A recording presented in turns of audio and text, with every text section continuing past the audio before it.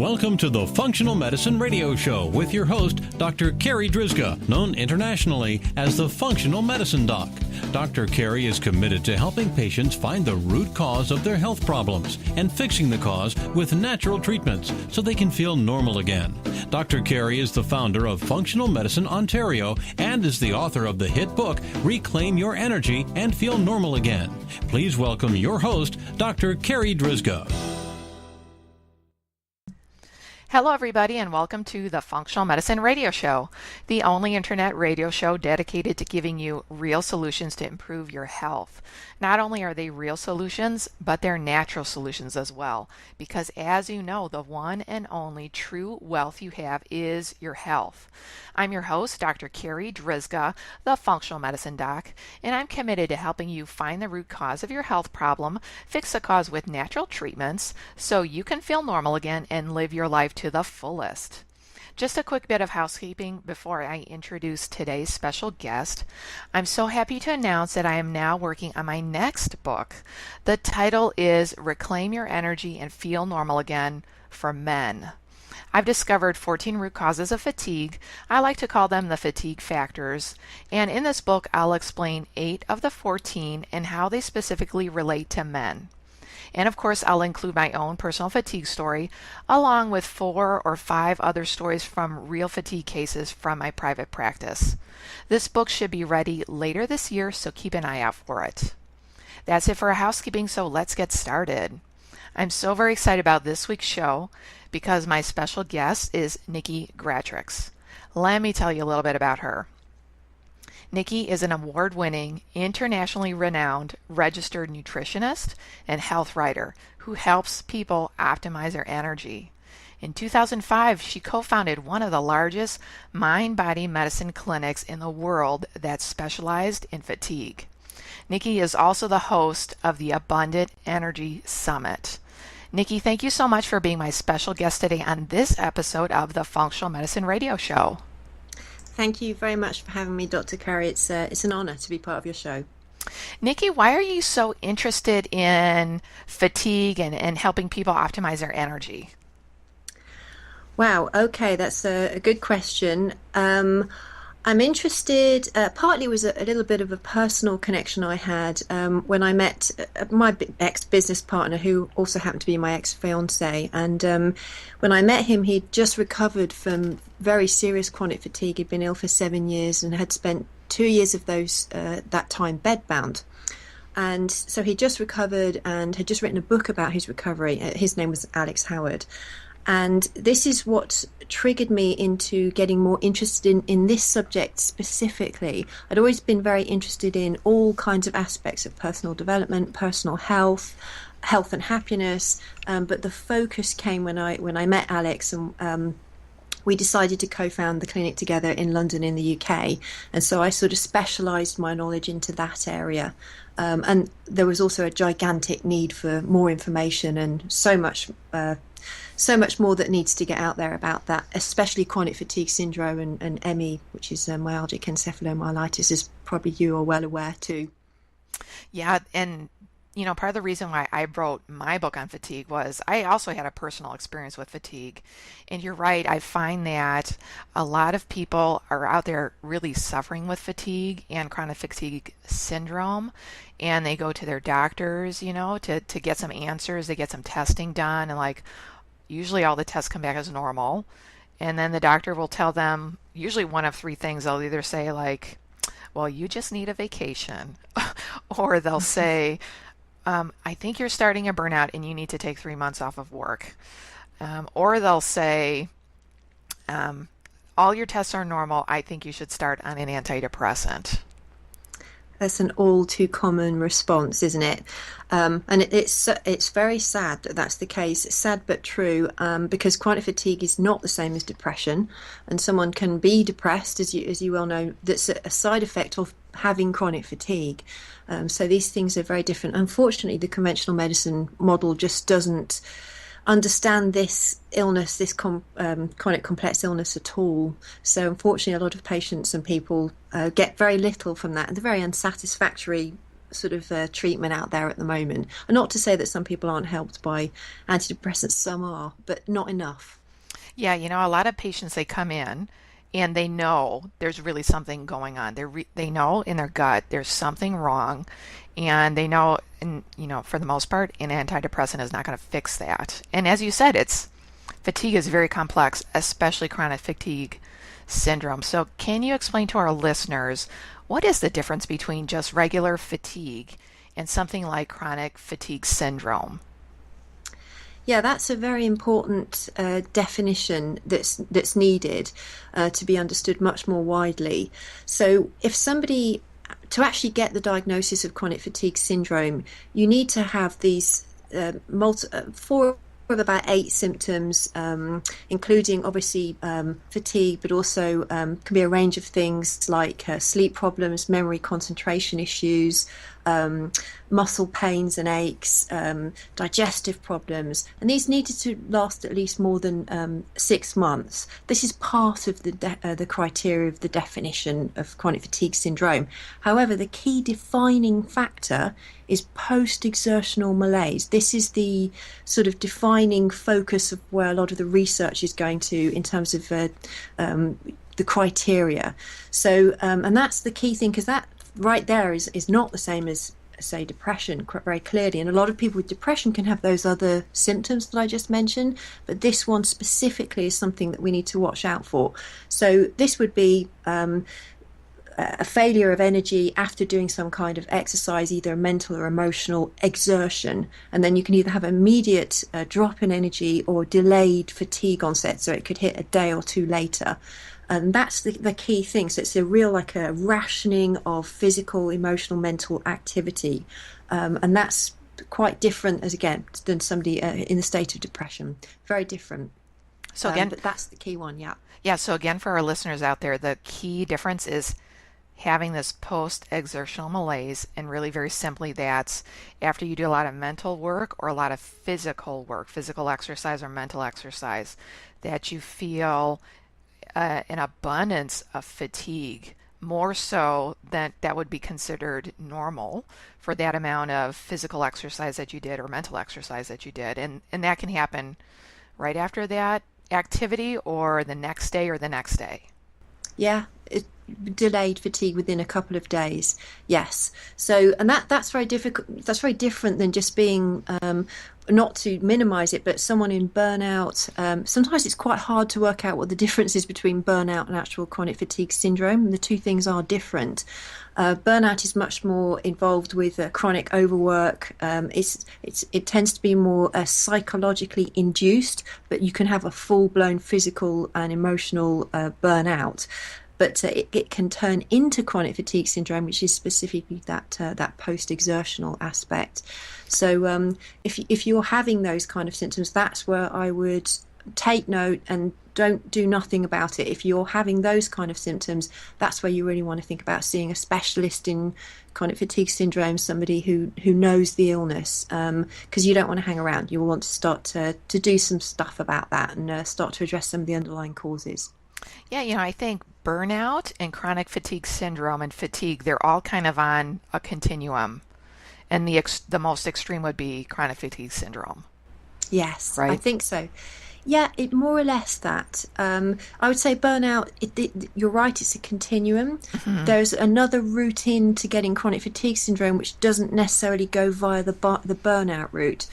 So people can actually have a toxic or viral sort of onset and a slow onset at best, that too. So it's, So it's definitely on the continuum of the emotional route in. And there's a great big group of people who that is their main kind of underlying slow or fast cause into the illness.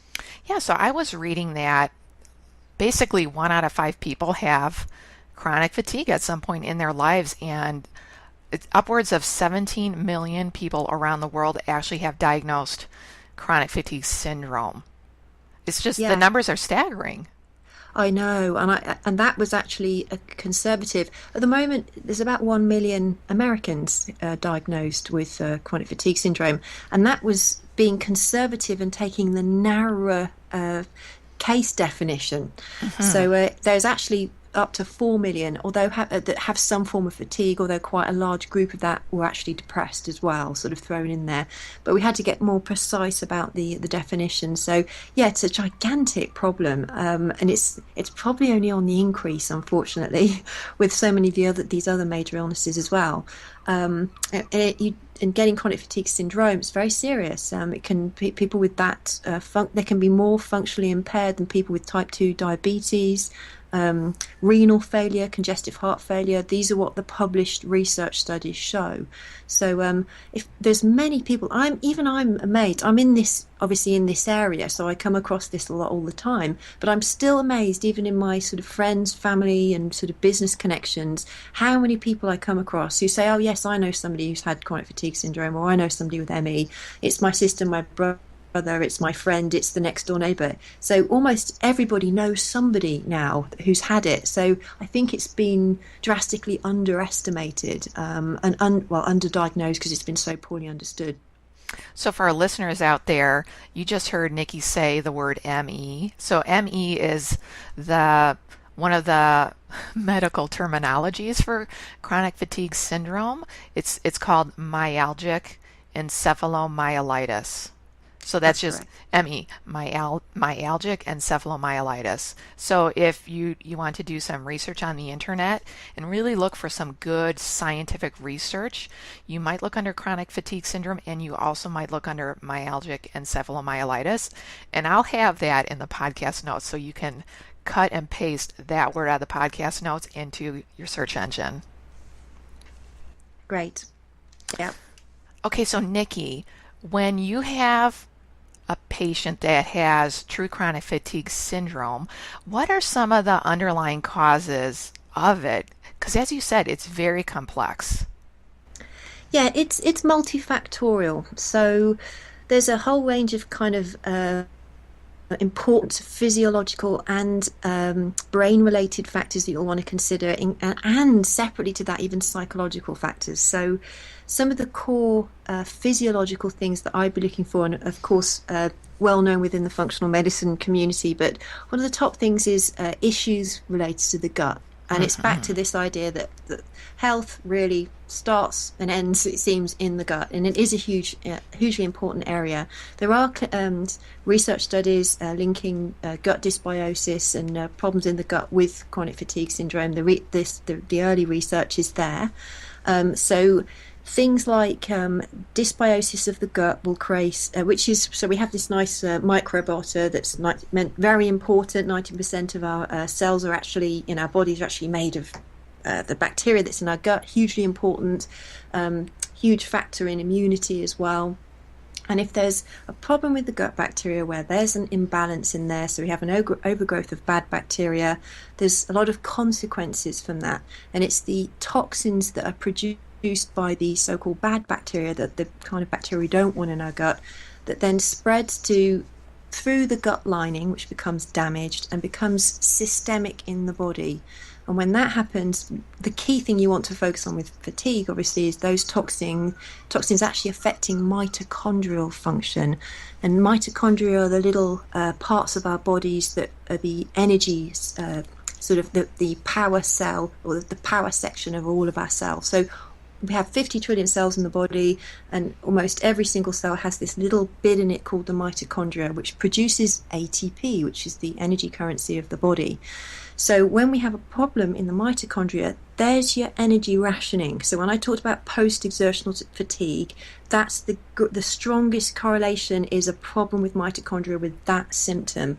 So this is what, when you just said it gets complex, you can understand if you take some time just to take it in. It's just that we're looking at sort of causes caused by other causes that are underlying and due to other things. So it's like this system approach that you need. So it's not just like a one-shot idea that one thing goes wrong and that causes your fatigue. So you can get the problem with the gut, that can lead to mitochondrial malfunction. It also leads to brain malfunction, so toxins in the gut can also go up to the brain. There you get a lot of memory and concentration problems as well. So that's just an idea of some of the core stuff that I would be looking at straight away. I'd be wanting to look at gut health.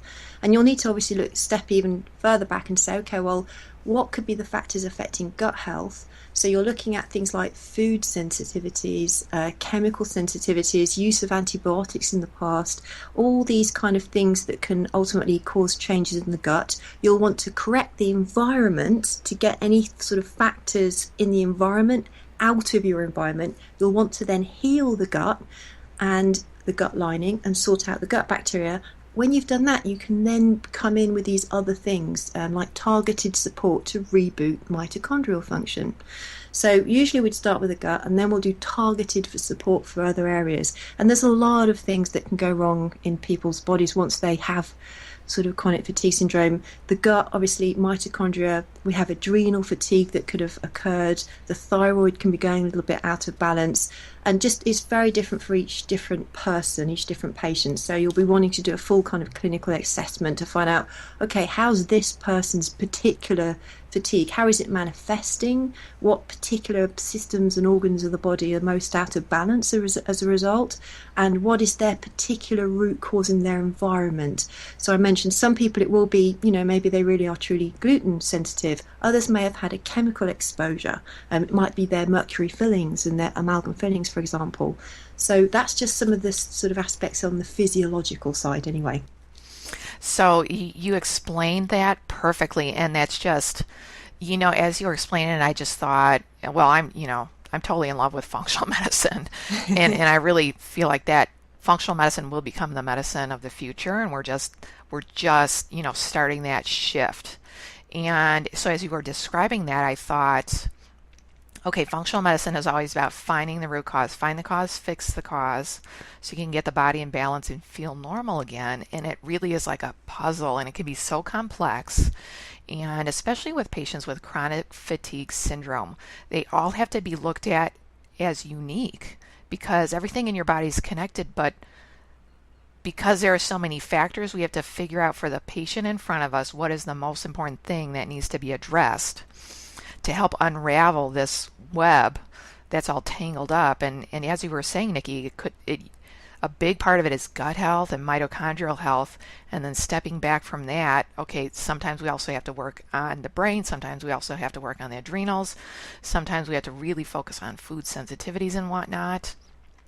So Niki, what would you say are some of the key tests that should be run on patients that have chronic fatigue syndrome?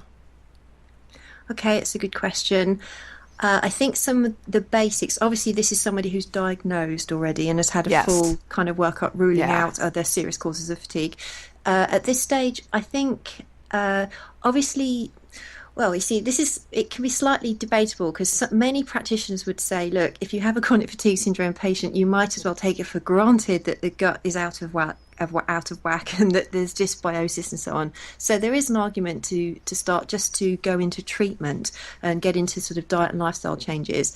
I think it can be very useful, though, to do testing to check how the treatment's going. Mm-hmm. So especially if the patient is not making the improvement you would expect. Mm-hmm. So the sort of things that I tend to do a lot of is I will do testing for gut dysbiosis and signs of bad bacteria in the gut, and the testing for that's changing and improving all the time. I think we're getting into DNA sequencing of bacteria in the gut now, which I think is even more accurate than cultures of gut bacteria. Leaky gut and gut permeability testing, again, some practitioners, myself included, would tend to leave that until later. So let's say you find the patient has all the signs and symptoms of a gut dysbiosis, so let's address it. And then if the patient's still not quite better, well, let's see, has the gut lining healed and do we still need to do more work there? So leaky gut and gut dysbiosis, that gut dysbiosis would include things like bad bacteria, parasitic and candida yeast overgrowths. I think that it can be well worthwhile doing food sensitivity testing and in some cases chemical sensitivity testing as well, just so that you can know what's going on in your environment and what things you do really need to get out of your environment. And the key one is, for example, amalgam fillings. There's so many cases where people I've worked with who have sort of got really optimistic about, if I just take my fillings out and my amalgams out, I'll be better. And unfortunately, it's really not true for everyone. So that's an area where actually getting testing done to see, are you actually having a problem with your amalgam fillings, and are they a problem for you? Because they are a problem for some people and not others. And this is the key thing. It's a specific reaction. It's not the same impact. Amalgam fillings don't have the same impact on everybody. So people can spend a lot of money getting rid of their amalgam fillings and to no use, and it doesn't work. So that's one area where I do quite a lot of testing as well. I happen to be a fan of using Cyrex Labs testing for that. I think they're state of the art in that area, with our lovely Dr. Ari Vojdani, who's kind of the leading expert in that kind of testing. But I should just say there's one other aspect to this, and just if it wasn't complicated enough, that's some of the key physiological testing. There was a big theme on the summit that I ran, which was this idea of limbic kindling. And I just want to talk about this because this is the aspect of the brain in chronic fatigue which has been not well grasped or understood yet, but there are clinics working with it very successfully. And limbic kindling is this idea that a chemical or an environmental toxin, or it can be microbial, and it can be a psychological thing like an emotional trauma, can actually get programmed into the unconscious part of the brain, the limbic system.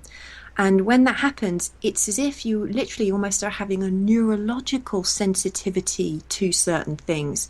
And this can be caused by a one-off shock to the brain, or it can be a low-level intermittent exposure, which over time reduces the threshold required for a sensitivity response to those environmental factors.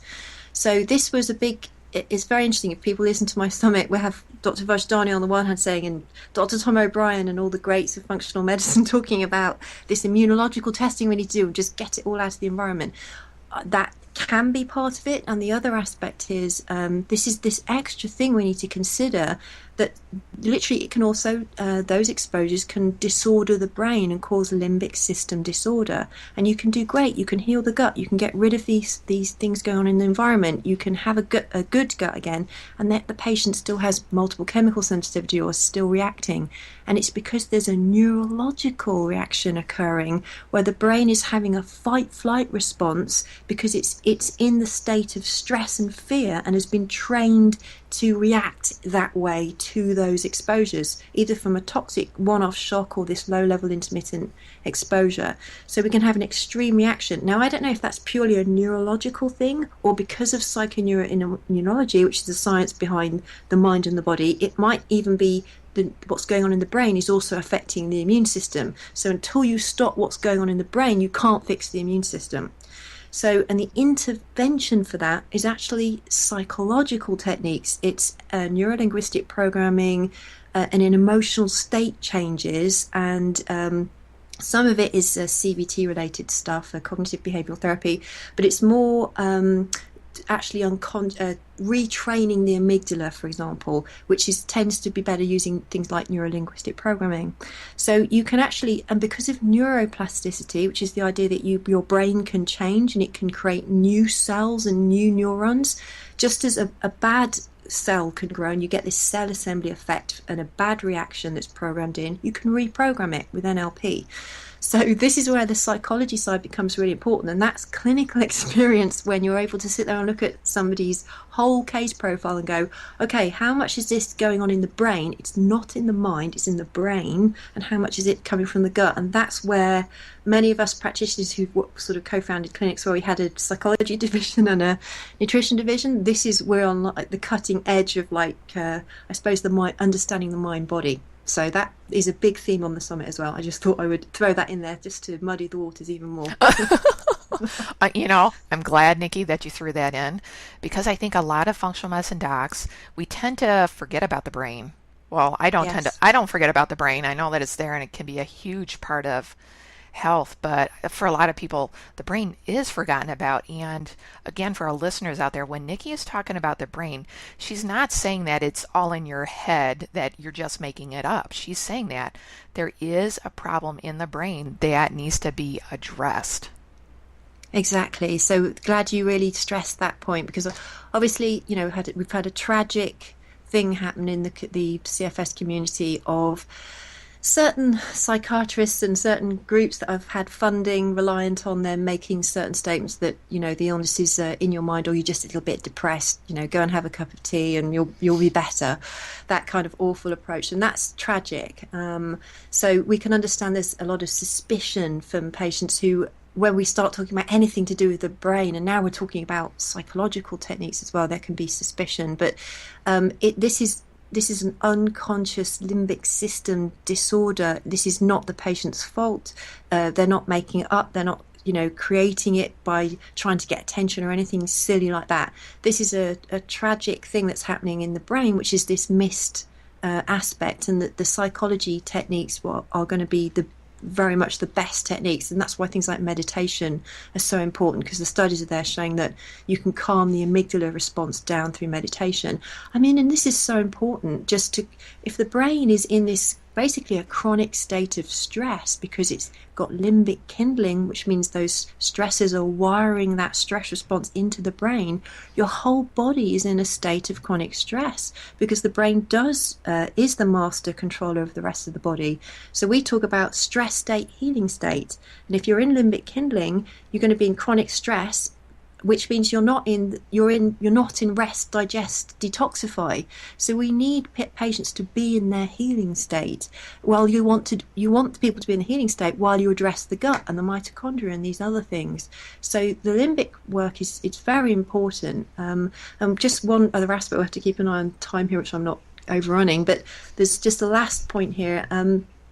When people get ill with chronic fatigue, I really recommend people look up the work of Patricia Fennell, because she has done amazing work on this thing called the 4-phase model of chronic complex illness, and it doesn't just apply to chronic fatigue syndrome.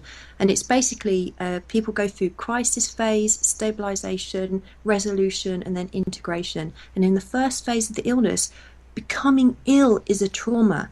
The process of your life collapsing around you is a trauma. So emotional trauma is a form of limbic kindling.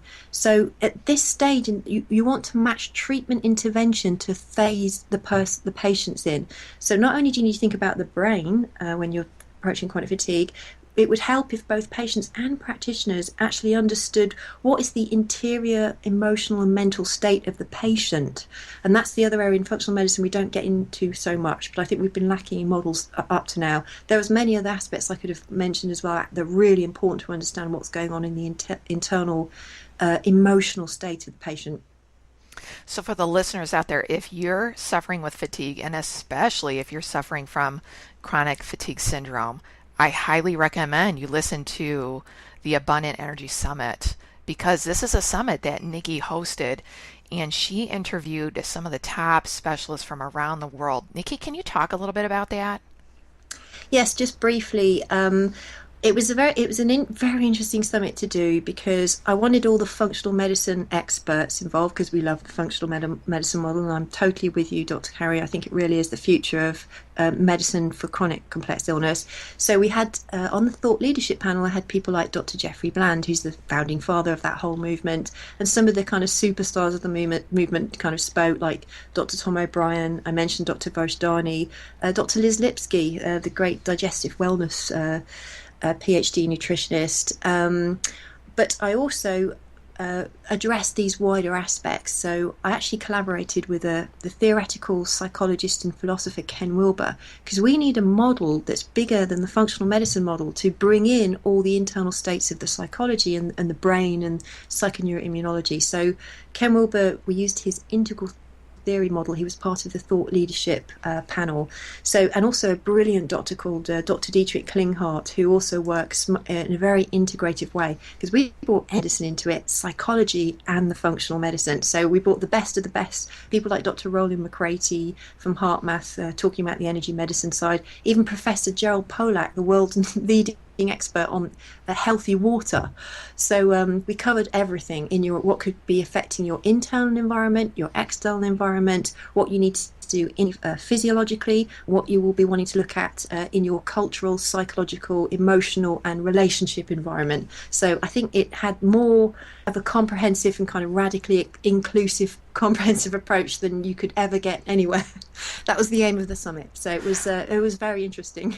I think you hit the nail on the head. I mean, you have the big powerhouse people on your summit. I was completely impressed. I mean, absolutely impressed by all the great speakers that you have and just how you put it together. So, Niki, how can our listeners find out about your summit? Where do they go to sign up? Yep, thank you. They can just go to www.abundantenergysummit.com. It's available there for people can purchase a digital version, or they can also get hard copy if they choose. And there's also, I do a lot of articles related to this whole subject, obviously, and my personal website is nikigratrix.com, nikigratrix.com, and from September time I'm available for consultations as well. So for the listeners out there that are driving right now or jogging or biking, I'll make sure that those links are in the podcast notes so you can easily find Niki's summit and you can easily find Niki's website. Niki, thank you so much for being my special guest today. This has just been an awesome interview. Thank you. I've thoroughly enjoyed it. All right, that wraps up this very special episode of the Functional Medicine Radio Show with Niki Gratrix. And I want to thank you, our listeners, for tuning in today. And I'd like to invite you back next week for another episode of the Functional Medicine Radio Show. As always, I'm your host, Dr. Carri Drzyzga, the Functional Medicine Doc. Have a great week, everyone. You've been listening to the Functional Medicine Radio Show with your host, Dr. Carri Drzyzga, known internationally as the Functional Medicine Doc. Dr. Carri is committed to helping patients find the root cause of their health problems and fixing the cause with natural treatments so they can feel normal again. Dr. Carri is the founder of Functional Medicine Ontario and is the author of the hit book, Reclaim Your Energy and Feel Normal Again. Please tell your friends about the Functional Medicine Radio Show, and we'll see you next week with more from Dr. Carri.